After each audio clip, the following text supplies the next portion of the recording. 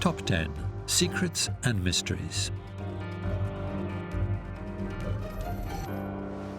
Sacred places and buildings. Every ancient culture had its sacred sites, and superhuman effort was required to erect the imposing buildings we still visit. Each one was the most important building of its time, but as the years passed, they also became the greatest enigmas. We will learn about some of these famous sites, such as the Great Pyramid of Giza, the oldest of the 7 wonders of the ancient world, Masjid Al-Haram, Islam's most sacred mosque built around the Kaaba, and an important Christian pilgrimage site, the cathedral in Santiago de Compostela. We will also visit lesser-known sites, such as the ancient underground city of Derinkuyu and the Cathedral of St. Vitus in Prague.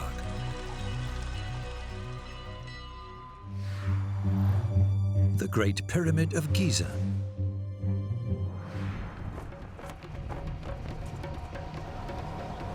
Where else to begin our journey through sacred and mysterious buildings than on the outskirts of Cairo, Egypt, among the pyramids of Giza? Archaeologists believe that the Great Pyramid was commissioned by Pharaoh Khufu, which means that people have been gazing in astonishment at this remarkable structure for more than 4,500 years. But the truth is, nobody knows how old the pyramid really is, or who built it.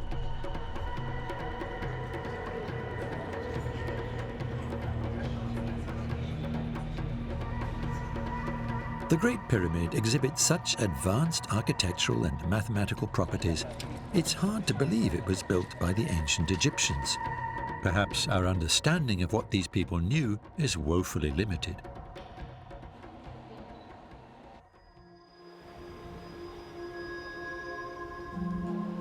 Little is known about the pyramid's interior. By pure chance, researchers discovered 2 hidden shafts in one of the chambers inside the pyramid. They're not something found in other pyramids, and there's still no explanation as to why they were built. Were they meant as routes for the soul to travel along, or do they serve as energy channels, as some claim? What we do know is that their intricate construction tells us they must have been incredibly important in ancient Egyptian culture. In the 1990s, a miniature robot was sent in to explore the shafts. At the end of one, the robot found a finely worked stone slab adorned with 2 copper fittings. Later, the slab was drilled to reveal a small vacant chamber blocked by another stone. The aim of this machine is to detect muons, which is a natural and free radiation coming from the atmosphere. And the idea is to detect them to try to see the structure of the Great Pyramid. With a more sophisticated robot, archaeologists were able to explore the small chamber, but they still do not know what lies beyond it.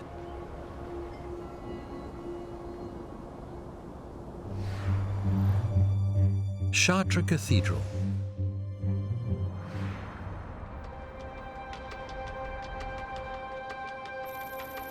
Chartres Cathedral is rightly famous for its beautiful stained glass, but it's also a mystical place full of symbolism and the lost lore of stonemasons.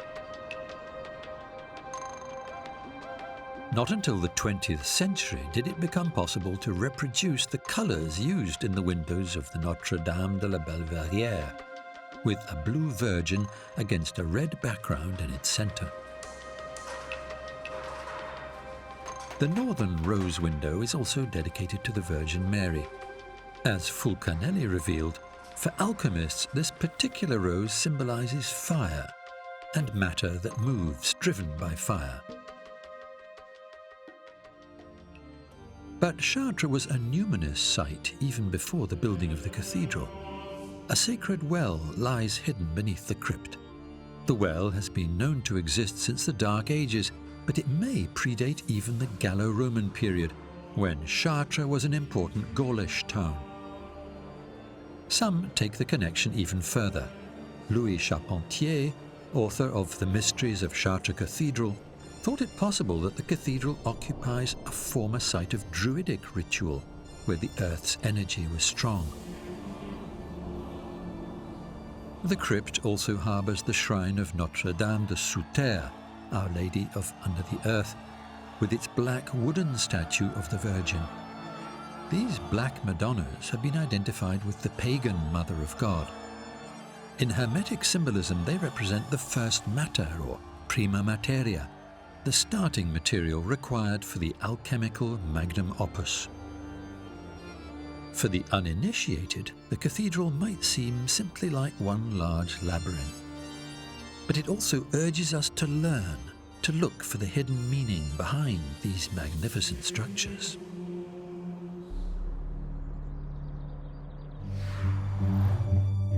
Derinkuyu.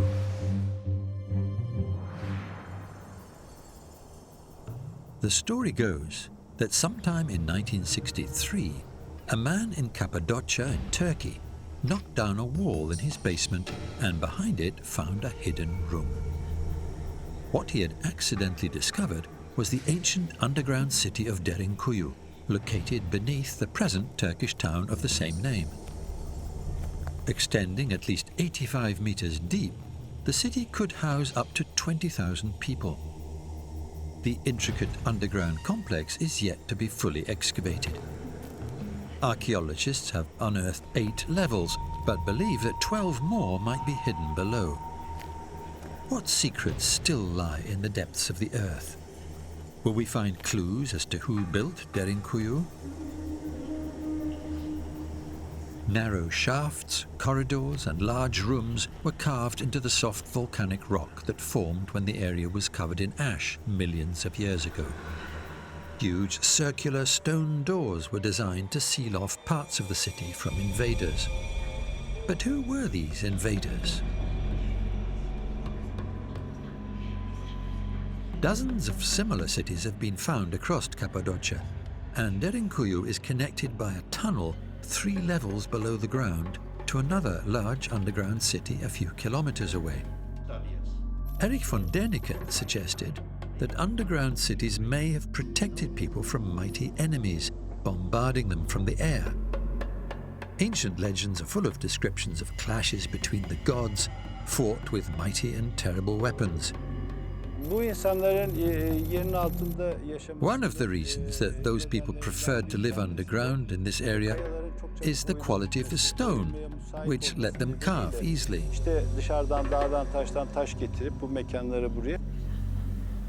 Archaeologists do not know when these cities were built or by whom. Just a few years ago, another massive underground city was discovered in Cappadocia, and experts estimate that this city may be as much as 5,000 years old.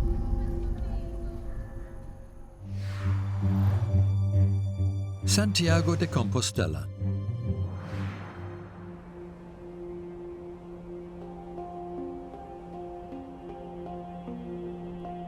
In the Middle Ages, Santiago de Compostela, a small town in northwestern Spain, was one of the most important pilgrimage sites in the world, after Jerusalem and Rome, of course. Pilgrims can see Christ on the crucifix.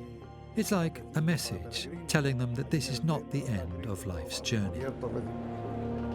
The present cathedral was built in the 11th and 12th centuries and enlarged and embellished over the centuries that followed. The first church on this site, however, was built in the Dark Ages some 280 years earlier, after the tomb of St. James was discovered.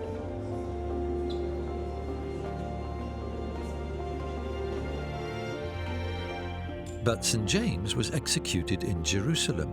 How did he come to be buried 4,000 kilometers away in a remote corner of Europe?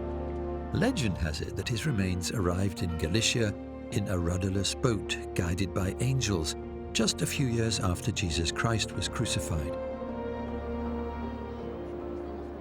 Centuries passed, and then a faint light was seen in the woods, with a brilliant star shining high above it. A tomb was found, and the remains were declared to be those of St. James.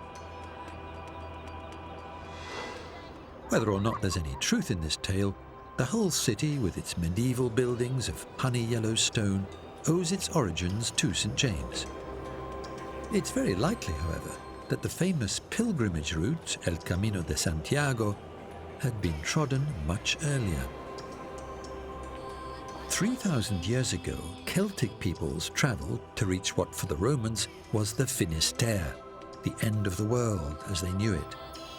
And perhaps even the Celts were simply following a route carved out by the peoples of prehistory. Was it because, as some believe, ancient peoples were more sensitive to the Earth's natural energy channels? Or does the route mirror the Milky Way, as the French alchemist Fulcanelli would have us believe, the path of the gods, accessible only to the chosen ones?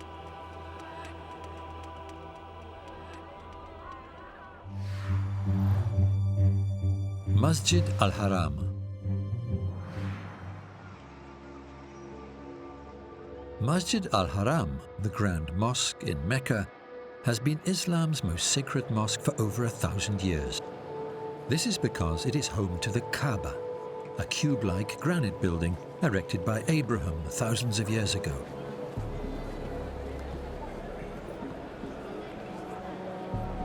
The most intriguing part of the Kaaba is the so-called black stone built into its eastern outer corner. Muslims believe that an angel revealed the stone to Abraham in order to provide him with the precise location he was to build the Kaaba. Is this just a fanciful story, or is there some truth in it? As the Kaaba's precise origins are unknown, it's impossible to say exactly when it was built. What is certain is that a pagan shrine existed in the area of what is now Mecca well before the rise of Islam, and had been a site of pilgrimage for several centuries.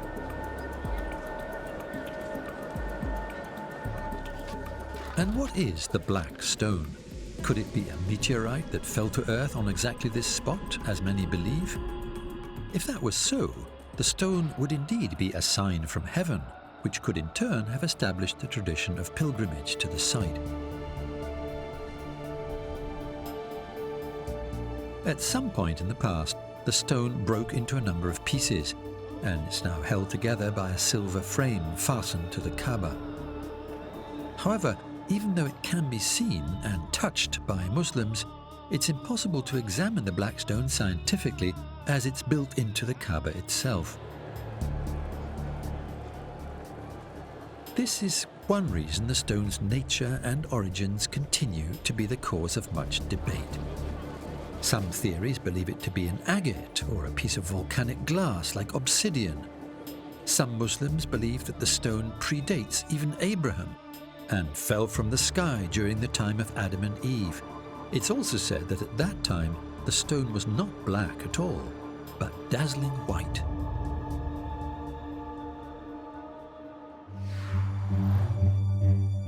St. Vitus Cathedral.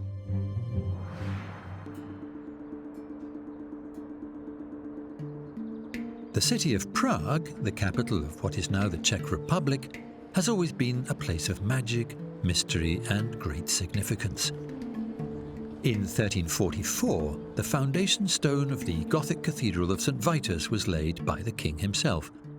As well as the tombs of Bohemian kings and Holy Roman emperors, the cathedral contains the relics of 3 saints.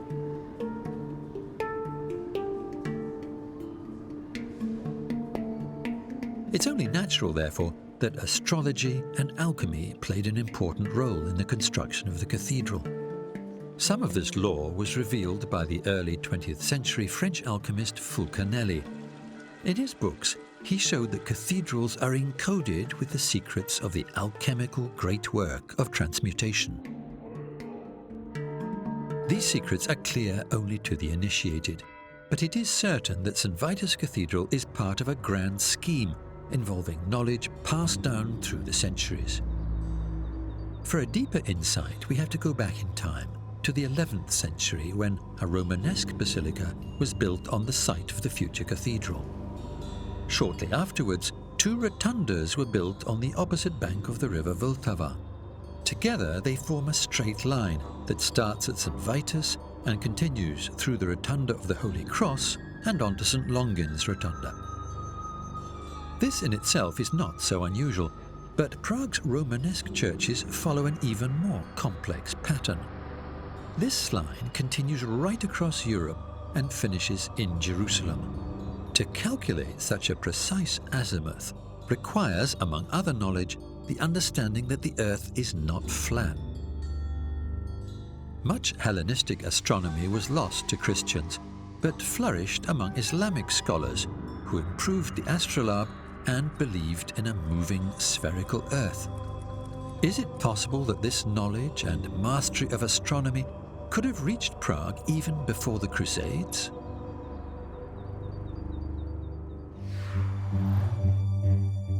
Baalbek.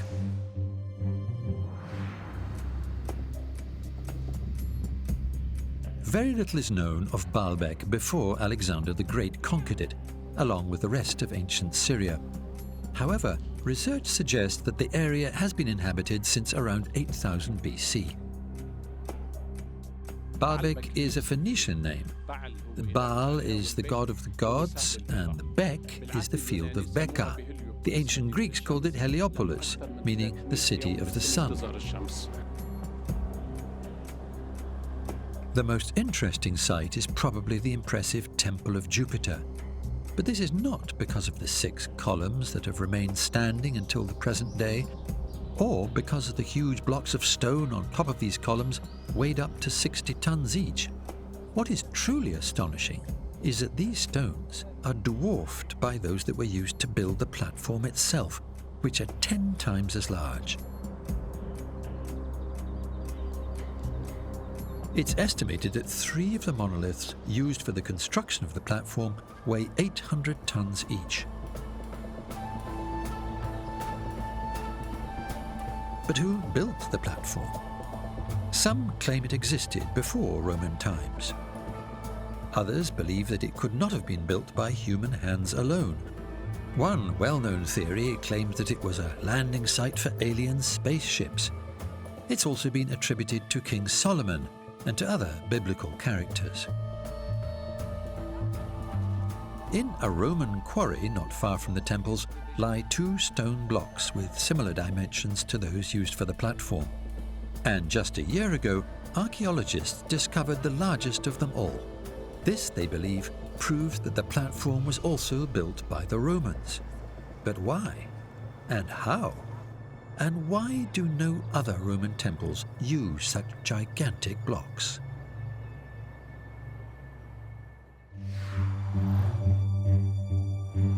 Teotihuacan.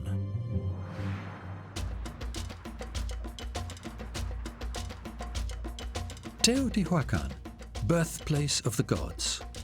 This is the name the Aztecs gave to this vast city when they discovered it. Archaeologists believe that sometime around the 5th century, it was the center of a powerful culture and one of the largest cities in the world at that time. The site includes pyramids comparable to the largest pyramids in Egypt. Dozens of other stepped pyramids and platforms, originally topped with temples, were built on either side of the central Avenue of the Dead.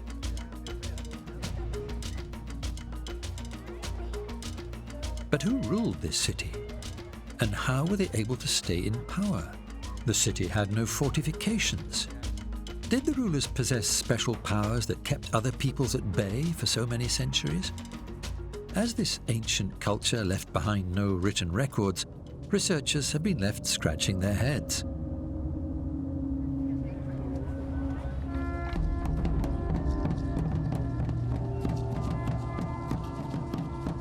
Recently, however, some amazing discoveries have been made in the Temple of the Feathered Serpent, the 3rd largest pyramid in Teotihuacan. A tunnel deep below the ground leads into a chamber beneath the temple. Recently, a remote-controlled robot discovered hundreds of mysterious yellow spheres made of clay and originally covered with pyrite. And in 2015, archaeologists were completely baffled when they found large quantities of liquid mercury. This is a good opportunity to try and understand what is the significance of these types of tunnels. The hypothesis that we have is the possibility that these chambers could contain the remains of important people.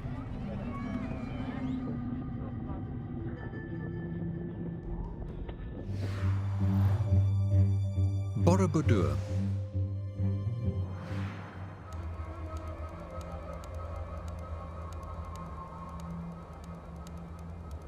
The Temple of Borobudur was completed in the 9th century AD.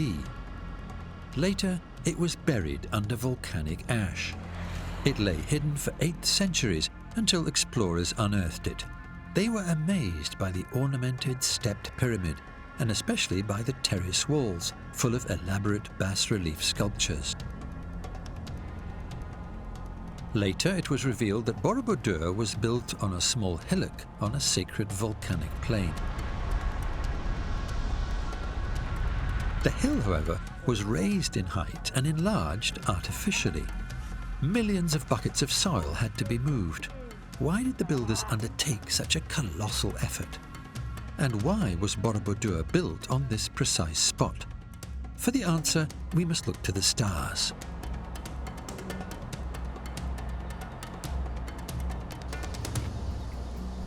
Borobudur is located on a straight line connecting 2 other temples built on this plain during the same period. The temples share many important astronomical and cosmological features. But a recent UNESCO report mentions something even more interesting. The line from Borobudur to the other end, the temple Mendud, points directly at the center of the constellation Aquila, as it would have appeared at the time of the construction. This constellation was called the Gateway of the Gods. A Javanese myth has it that Java once floated free on the ocean, trembling and shaking. The gods uprooted one of the peaks surrounding the cosmic mountain of Meru and brought it to Java to fasten the island to the center of the earth. The part of this nail of the world visible to mortals lies in the plain just a few kilometers from Borobudur, and it is very close to the geographical center of the island. Could there be a connection between the gateway and the nail of the world?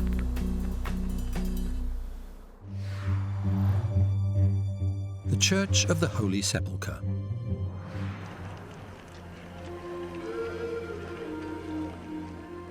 Christians believe that Jesus was crucified on a hill called Calvary, or Golgotha, the place of the skull, and was buried in a tomb nearby the same day. Today, both sites lie within the Church of the Holy Sepulchre, which was built on this sacred ground in the 4th century when the supposed tomb was found, together with the remains of the cross upon which Jesus was crucified.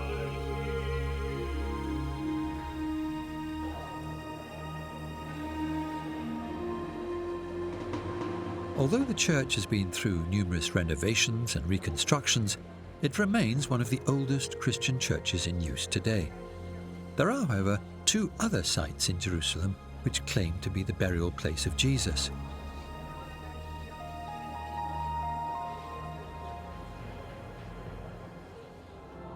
Some Protestant churches prefer another rock-cut tomb, the Garden Tomb, unearthed in the 19th century. Then more recently, at the end of the 20th century, a tomb with ossuaries inscribed with epigraphs was found in East Talpiot, a neighborhood of East Jerusalem. The inscriptions could be interpreted as referring to Jesus' family tomb. But the Church of the Holy Sepulchre has something the other sites do not have: the miracle of holy fire. According to Orthodox tradition, every year on the day before Orthodox Easter, a miracle takes place at Jesus Christ's tomb. A mysterious blue light rises from the place where he lay after his death, and from this light, candles are lit.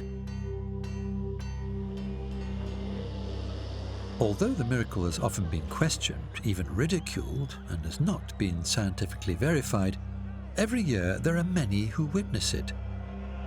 If it were really true, all questions concerning the site of Jesus' burial would no doubt be settled once and for all.